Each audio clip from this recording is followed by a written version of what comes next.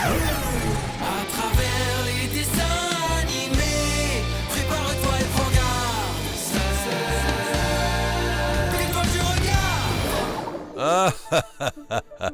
Je le sens d'ici. Tu te demandes sûrement ce que tu es en train de regarder, cher abonné. Tu vas découvrir une vidéo débordante de rebondissements et de sauts dans le temps, avec une femme énergique et charismatique. Mais cette vidéo commence de nos jours avec un jeune homme sans énergie ni charisme, dans le salon de Marie et Robocan. Eh mais en fait, je t'ai pas raconté comment j'ai trouvé ce truc? Je m'en fous. Ouais, je m'en souviens comme si c'était hier. Parce que c'était ce matin. Je me promenais tranquillement quand d'un seul coup, il y a un vieux barbu qui est apparu sur la route. Et j'ai tout de suite senti qu'il devait être important. Parce que d'habitude, celui qui fait les vidéos, il a la flemme de mettre des figurants. Non. Face reveal. Ouais, donc il s'est mis à brandir la boîte en disant « Ah ah ah, ma machine à voyager dans le temps fonctionne. Je vais enfin pouvoir... » Pouvoir quoi, du coup? Je sais pas, il s'est fait renverser, il a pas pu finir. Mais j'ai récupéré la boîte. Mais il est mort? Mais qu'est-ce que j'en sais, je suis pas tout bib. Bah mais c'est pas possible, quand est-ce que tu vas marcher? Sacré nom d'une pipe en bois! Waouh! J'ai dû voyager super loin dans le futur. On doit être au moins en... 2028! Ah. Oh, tu sais, on vieillit prématurément, nous, les influenceurs! Quoi? Tu veux dire qu'on a percé? Eh oui! 14 000 abonnés! Ah. Mais du coup, elle est où, Marie? Oh, bah elle m'a quitté. Ah d'accord. Mais ne t'inquiète pas, j'ai trouvé une astuce pour faire les vidéos sans elle. C'est comme ça, elle a décidé de rompre après une vidéo où il y avait Adolf Hitler. Je crois que j'ai jamais été aussi content de te voir. Oh mais tais-toi!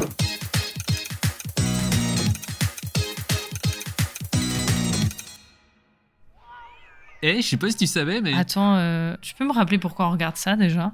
Mais je te l'ai dit il y a 2 minutes. Ah, c'est con, les chats.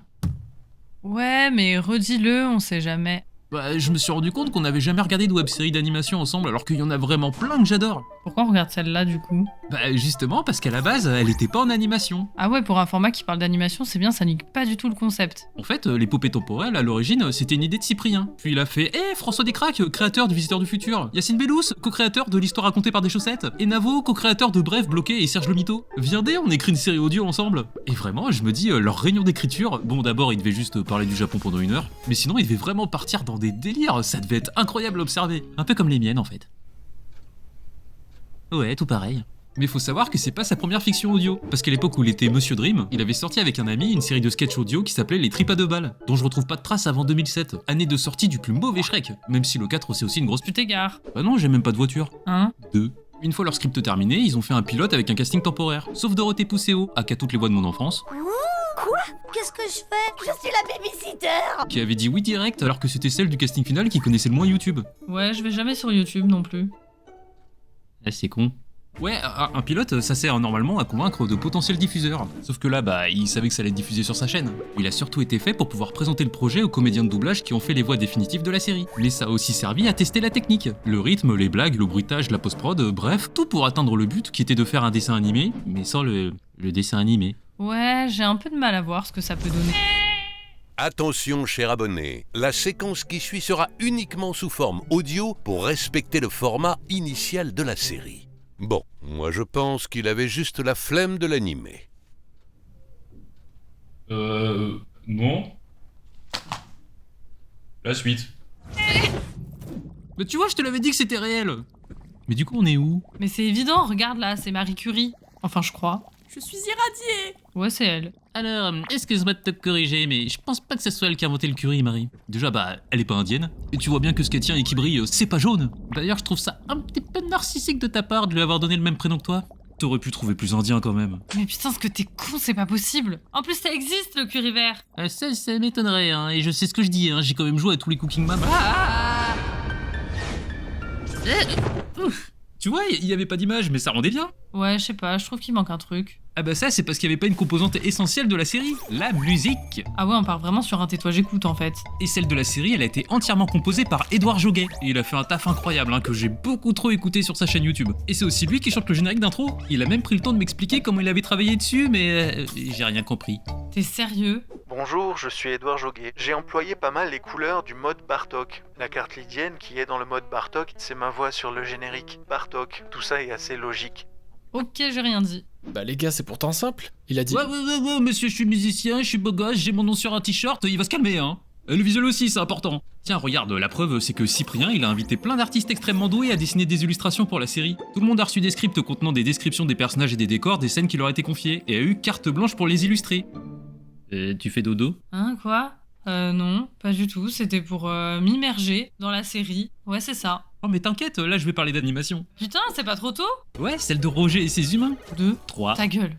Après la série audio L'épopée temporelle, est sortie la série d'animation Roger et ses humains, adaptation de la BD, qui elle est sortie avant, toutes deux scénarisées par Cyprien. On y suit Roger, un robot qui s'installe chez un couple composé de Florence qui... Laisse-moi deviner, c'est elle qui bosse et qui paie les factures pendant que lui il fout rien. Mais non, il pense juste comme moi que notre société est enclavée dans un schéma capitaliste de patronat qui a servi non seulement les travailleurs mais aussi les artistes, et il faut que ça change. Ouah, je savais pas que t'étais si engagé. Ouais, j'ai surtout appris la phrase par cœur pour répondre à mes parents quand ils me demandent pourquoi je cherche pas un vrai travail. Parce que tu sais, notre société est enclavée dans un schéma capitaliste de Ce patronat. passage est si long. Contrairement à la production de l'adaptation animée qui a été super rapide. Car normalement, tu vois, il faut d'abord faire des storyboards et des voix témoins avant d'avoir les voix définitives et de passer à l'animation.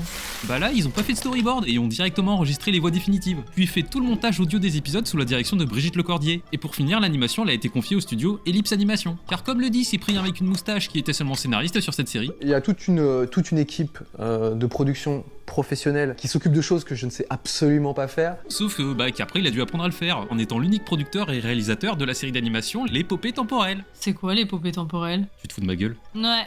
Ouais donc, comme tu l'as vu, les passages de début et de fin, ils sont en prise de vue réelle. Et c'est inspiré des introductions des vieux Disney, mais ça sert aussi à donner une présence au narrateur, dont d'ailleurs les petites mains sont interprétées par Cyprien. Pour l'animation, il a contacté Moti, un super animateur, pour travailler sur la série en tant que, justement, chef animateur, dont le rôle est de diriger les animateurs et superviser les chartes graphiques des décors et des personnages. Ça a l'air bien, pourquoi on n'a pas ça, nous? Parce que nous, notre producteur, il est fauché.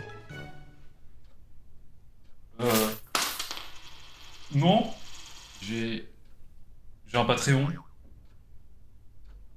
Ouais donc celui qui a un bon producteur, il avait fait avec My Fucking Mess, un autre animateur très cool, des petits tests de design et d'animation en faisant les personnages à leur sauce, mais en s'inspirant tout de même un peu des illustrations de la série audio réalisées par Bertrand Todesco. Parce que Cyprien il s'était toujours dit que s'il devait y avoir une version animée de la série, ce serait avec les designs de ses illustrations. Sachant que c'est un chara designer reconnu qui a travaillé sur plusieurs séries, pourquoi pas lui demander de faire les designs en fait, ce serait plus simple. Il pourrait refaire les nôtres au passage, parce qu'ils sont vraiment pas ouf. Mais non j'avoue il est trop fort, regarde sur son Insta sa version de la petite sirène, vraiment j'étais pas tombé amoureux d'un dessin depuis ses 18. Ah, comme moi avec Eren à la fin de SNK. Cet homme est un gros psychopathe. Ouais, mais il est beau. Ouais, donc le premier personnage que Bertrand Todesco il a fait, c'est Elliot, le robot. Et si tu regardes bien, c'est le seul personnage qui a pas évolué dans ses illustrations, parce qu'il le trouvait super attachant. Et pour le faire, il s'était inspiré de la machine à café que son père avait quand il était petit, puis il lui a simplement ajouté des jambes, des bras et une tête. Ça a défini les caractéristiques standards qu'allaient avoir tous les personnages, des formes simples avec des silhouettes claires et de grands yeux ronds. Du coup, avec ça en tête, le but pour faire le personnage de Thomas, c'était... Il est très moche. Oui, c'est bien résumé. Et pour faire le personnage du pirate, la Buse... C'est quoi ce nom de merde? En fait, c'était le surnom d'Olivier Levasseur, un vrai pirate du 18e siècle qui aurait amassé un butin d'une valeur de 5 milliards d'euros. Sauf que comme c'était un pirate, il s'est fait choper et condamné à mort. Mais la légende dit qu'avant son exécution, il aurait dit un truc du style « Mon trésor, je vous le laisse si vous voulez. Trouvez-le. Je l'ai laissé quelque part dans ce monde. » Attends, Ouais, tu veux dire que sans lui, ouais, y aurait pas eu One Piece? ouais...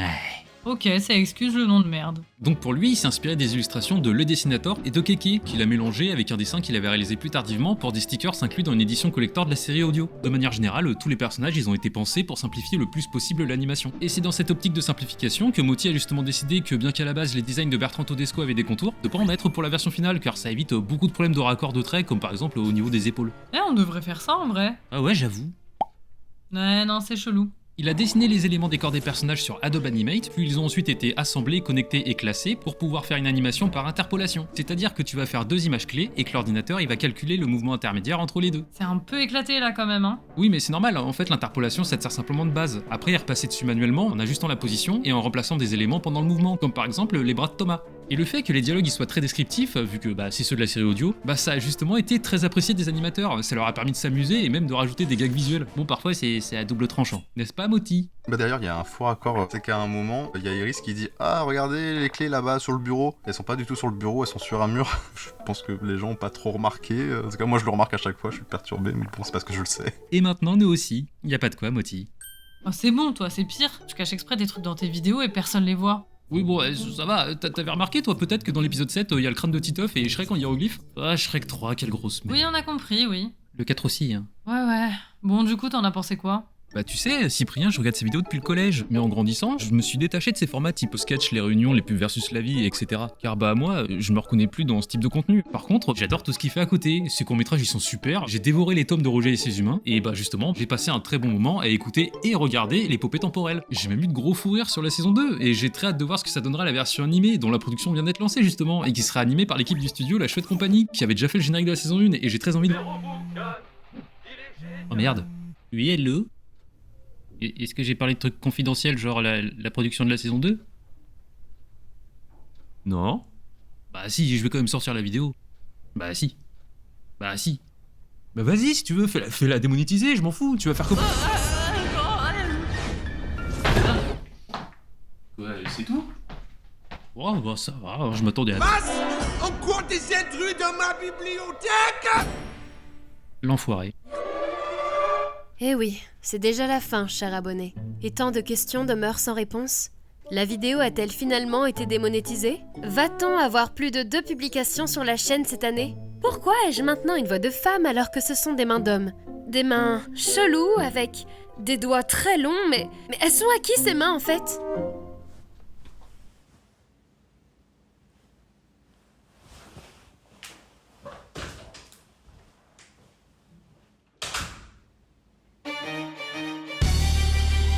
À travers les dessins animés, Hoboken et Marie sont déchaînés. La vidéo est terminée.